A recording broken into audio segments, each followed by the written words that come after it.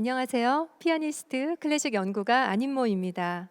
경기아트센터가 주최하는 안인모의 렉처 콘서트로 인사드립니다. 오늘 이 시간 프랑스 인상주의 음악을 선도한 클로드 드뷔시와 모리스 라벨의 대표곡과 표현주의의 대표 작곡가인 오스트리아의 아르노르트 스웬베르크의 정화된 밤을 한국을 대표하는 연주자의 연주로 꾸려왔습니다. 연주와 함께 저의 해설도 즐겨주세요. 여러분, 만약 도화지에 무지개를 그린다면 어떤 색으로 그리시겠어요? 너무 흔한 빨주노초 파남보 무지개 말고 좀 다른 색깔의 무지개 상상해 본 적 있으세요? 어린아이들은 빨주노초 파남보 7가지 색깔로 무지개를 그리다가 나중에 24가지 색깔의 크레파스로 또 그림을 그리게 됩니다. 전통적으로 내려오던 화성에 조금 실증이 난 몇몇 작곡가들은 기존에 들어보지 못한 좀 더 새로운 화성, 좀 더 새로운 색깔을 찾아내려 애썼는데요. 빨주노초 파남보, 도레미파솔라시가 아닌 다른 무언가를 모색한 거죠. 오늘 렉처 콘서트에서는 그 환상적인 색채를 뽐내는 소리의 유희 속으로 여러분을 안내합니다. 낭만주의 음악이나 고전주의 음악에 비해서 인상주의 이후의 근대 음악에는 좀처럼 손이 가지 않는 게 사실인데요. 오늘 이 시간 뚜렷한 멜로디 라인을 따라가기보다는 여러분의 눈 앞에 여러 이미지와 장면이 스쳐 지나가는 그런 경험을 하시게 될 겁니다. 아마도 20가지 물감을 다 섞는다 해도 이분들의 음악만큼이나 신비로운 광채가 날 것 같진 않은데요. 음악을 귀로 들으시면서 눈으로도 즐기는 시간이 되시기 바랍니다. 먼저 드뷔시의 작품 속으로 들어가 볼까요? 학교에서 유난히 말썽 부리는 아이가 있다면 그럴 만한 이유가 있을지도 모릅니다. 드뷔시는 학생 시절에 학교에서 배우는 음악이 너무 따분하고 지겹다고 그러면서 늘 낙제생이었어요. 학교에서 가르치는 건 이미 내가 다 아는 건데 그러니까 이미 수백 년 동안이나 이어져 온 거니까 난 좀 다른 걸 하고 싶다는 거죠. 자, 드뷔시는 누구도 가르쳐주지 않은 화성을 펼치는데요. 1880년대 이후로 프란츠 리스트의 후기 피아노 곡들에서 이미 인상주의 냄새가 풍기고 있었습니다. 예를 들면 리스트의 피아노 곡 노아쥐 그리, 회색 구름 같은 곡은요, 마치 인상주의 화풍을 보는 듯 윤곽선이 뚜렷하지 않은, 그러니까 선율선이 뭉게의 구름을 보는 듯한 그런 뭉개진 그림과도 같은 곡이었습니다. 바로 여기에서 드뷔시도 꽤 영향을 받게 됩니다. 오늘 소개해드리는 드뷔시의 영상은 각 3곡씩 2세트인데요. 1권, 2권이라고 부르기도 하고 1집, 2집이라고 부르기도 합니다. 드뷔시는 이런 모음곡 형태를 좀 좋아한 것 같아요. 그 유명한 달빛이 들어있는 베르가마스크 모음곡, 에스탕비 판화, 전주곡집, 연습곡집 등도 다 모음곡 형태네요. 드뷔시가 1903년에 판화를 발표하면서 아주 혁신적인 작품이라는 평가를 받고요. 또 거의 동시에 교향시 라메르, 바다로 음악계의 존재감을 드러내고 있었어요. 이렇게 작곡가로서 무르익던 시기에 내놓은 또 하나의 작품이 바로 영상, 이 곡입니다. 영상, 즉 이미지, 불어로 이마주는 시각적인 것을 소리로 구현해낸 작품입니다. 음악을 듣는 동안 눈앞에 시각적 이미지가 펼쳐지게 하는 음악인 거죠. 우리가 아는 쇼팽, 슈만, 리스트 등의 음악가들이 선율, 선의 아름다움을 강조해서 그림을 그렸다면 드뷔시는 그 윤곽을 약간 흐리고 채색을 함과 동시에 소리를 크고 작게 표현하는 다이나믹과 리듬을 좀 더 생동감 있게 사용해서 마치 살아있는 듯한, 영혼이 살아 숨쉬는 듯한 음악을 그려냈습니다. 드뷔시는 이런 장치들로 자신이 그려내고자 하는 음악의 표현에 좀 더 중점을 뒀고요.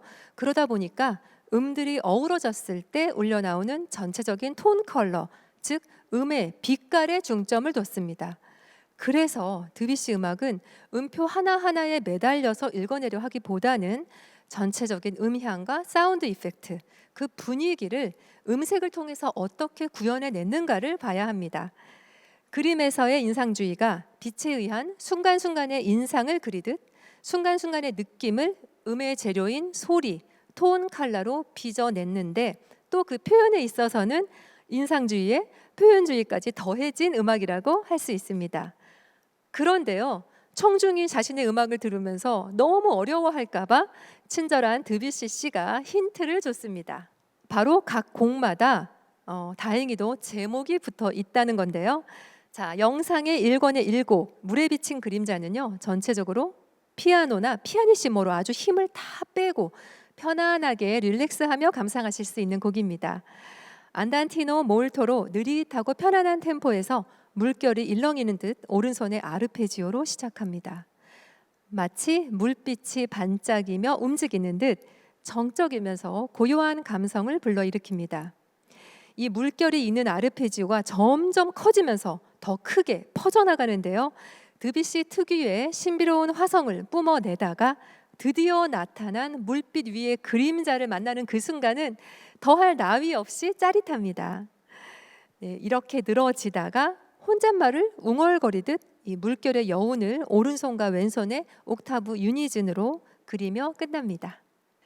제2곡 라모를 찬양하며에서는 바로크 시대 프랑스의 천재 작곡가였던 장 필립 라모에 대한 존경과 사랑을 담은 곡입니다. 그러다 보니 이 곡에서는 프렌치 바로크 스타일을 좀 느낄 수 있는데요. 템포는 느리고 무겁고요. 또 피아니시모로 왼손과 오른손이 유니즌으로 느릿하게 흐르며 시작합니다. 드뷔시가 악보에 사라방드 스타일로 연주하되 너무 엄격하지는 않게 연주해라 라고 써놨는데요. 남녀가 농염하게 추는 춤인 사라방드를 연상케 합니다. 특히 이 곡에서는 세디따는표들이 계속해서 반복이 되는데요. 이 리듬이 어딘가 힘이 빠지고 나른하긴 하지만 또 나도 모르게 이 리듬을 따라가게 됩니다. 물빛 위에 어른거리는 그림자 또는 햇살에 반짝이는 물방울, 무엇이든 좋습니다. 그것들이 이 세디따는표와 함께 마치 살아 숨쉬는 듯 움직이고 있습니다. 조금씩 생기가 더해지면서 들리는 환상적인 리듬이 드뷔시의 판화의 제3곡인 그라나다의 정원에서 나오는 그 스페인적인 리듬, 바로 그것인데요. 이 곡 마치 명상을 하듯이 차분하면서도 서정적으로 흐르는 그것이 바로 물결일 수도 있고요, 바람일 수도 있고 또 나의 시선일 수도 있겠죠. 그리고 세상에서 가장 조용한 소리, 피아니 시시시모로 마지막 소리를 내며 끝납니다. 제3곡 움직임은요, 앞에 두 곡과는 완전히 대조되는 곡입니다. 곡 전체가 짧은 스타카토로 아주 가벼우면서도 매우 정확하게 연주되며 한 박자를 2개, 3개, 4개로 쪼개면서 나가다 보니까 템포가 마치 점점 빨라지는 듯한 착각을 불러일으킵니다. 피아니스트는 손가락의 끝없는 무브먼트, 움직임을 통해서 운동성, 동적인 활발함을 보여주게 됩니다. 단 드뷔시는 딱딱하지 않게 드라이하지 않은 음색을 내라고 지시를 했기 때문에 페달로 그 빛깔을 좀 더 윤기 있게 표현해내야 합니다. 마치 종소리처럼요. 자, 그리고 2권의 1곡 잎새를 스치는 종소리는 그 전곡인 움직임에 이어서 똑같이 종소리를 표현하고 있습니다. 이 극도의 부드러운 터치로 종소리가 울리는데요. 라라리라라리런 시작을 합니다. 자, 이 위로 라라라라라 하는 이 좀 다른 종소리의 주제 선율이 끼어들면서 반복이 됩니다. 라라라라라 이 종소리 사이사이로 세디따는표들이 비집고 들어오는 그 모습 자체가 이 곡의 제목인 잎새를 스치는 종소리처럼 들려옵니다. 바람에 나부끼는 이파리들이 서로 부딪히며 내는 소리, 그 소노리티, 음향은 잔향을 머금은 채 리듬을 다양하게 분할을 하는데요. 드뷔시가 악보에 적어놓은 나타낸 말 중에는요, 일정하게 빛나는 수증기처럼 또는 매우 맑게 연주하라 라는 지시어들이 있습니다. 드뷔시의 눈에 보인 잎새에 있는 바람은 아마도 이런 소리를 냈나 봅니다. 2권의 2곡 황폐한 절에 걸린 달에서는요, 제목에 절, 템플이라는 단어가 건네는 이 힌트 덕분에 우리는 잠시 드뷔시의 상상력을 통해서 동양으로 건너갑니다. 상당히 명상적인 분위기를 머금은 이 곡은요, 동양음계, 즉 오음음계 음들로 채워나갑니다. 꽉 채워진 화음들이 진행을 하며 만들어내는 선율이 아주 인상적인데요.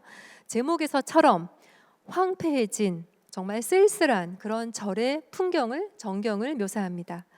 가장 마지막에요, 시 이렇게 연주가 되는데요. 이 잔향이 다 사라질 때까지 기다린 후에 끝납니다. 자, 드디어 마지막 곡이네요. 2권의 3곡은 금빛 물고기입니다. 피아니스트의 왼손과 오른손이 마치 트리를 끝없이 굴리듯이 계속해서 32분음표로 흘러가는 가운데 들리는 빠람. 네, 이건 바로 물고기가 뛰어오르는 모습을 표현한 건데요. 드뷔시가 동양의 칠기 그릇 위에 그려진 금빛 물고기를 보면서 그 움직임을 상상하면서 즉흥으로 작곡한 곡입니다. 이 곡은 물을 소재로 한 여러 다른 곡들과 유사한 점들이 좀 보이는데요. 물고기가 헤엄을 치거나 뛰어오르는 이런 모습을 음악적으로 표현할 수 있다는 데에서 드뷔시의 상상력에 대해서 다시 한번 감탄할 수밖에 없네요. 또 이 이마주의 총 6곡의 대장정을 이렇게 화려하고 역동적으로 휘몰아치며 마무리해주는 곡입니다. 네, 마치 전묘주의 그림처럼 드뷔시는 음표 하나하나를 점을 찍듯이 그림을 그려냈고요. 점점이 모여서 하나의 큰 그림을 완성했듯 우리도 드뷔시 음악을 전체의 울림으로 들으면 좋겠습니다. 클로드 드뷔시의 영상 1권과 2권의 총 6곡을 피아니스트 이효준 님의 연주로 감상하시겠습니다.